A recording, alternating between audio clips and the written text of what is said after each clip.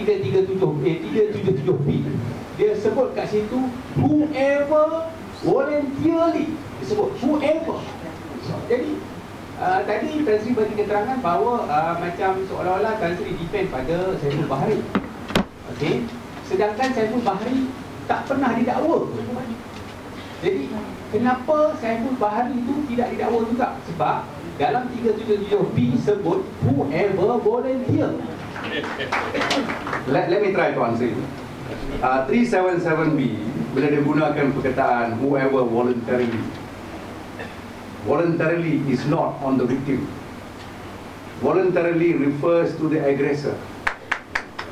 I mean he voluntarily masukkan zakat dia dalam bukan cara accident.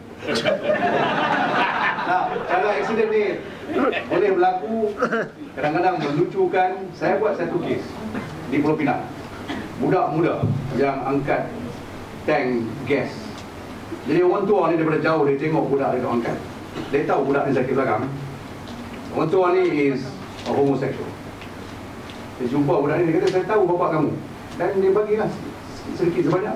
Dia kata, saya tahu kamu sakit badan sebelah kanan. Sebab dia tengok, dia pandai, dia pancing. Dia kata, malam ni you datang rumah, I picit badan you hilang.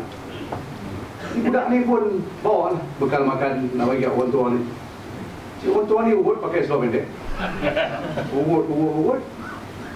Budak ni terkejut bangun sebab dia rasa macam zakat tengah nak masuk. Dia kata apa benda ni? Dia kata accident. Ini berlaku di Pulau Pinang. Bila berlaku kali kedua, jadi budak ni hilang fikiran dia. Dia bergaduh dengan orang tua ni.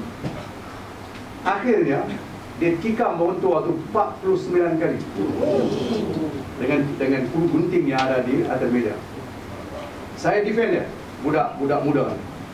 Kita menang kes tu sebab Section 100 Penal Code kata sesiapa saja mempertahankan diri dia, self defense, bila dia dirogol atau orang yang dapat dengan dia dirogol atau diliwat, harus dan boleh membunuh.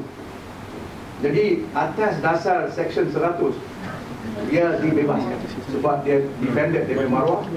Jadi ini menunjukkan 377B atau C is a very serious offence regarded by our own jurisdiction.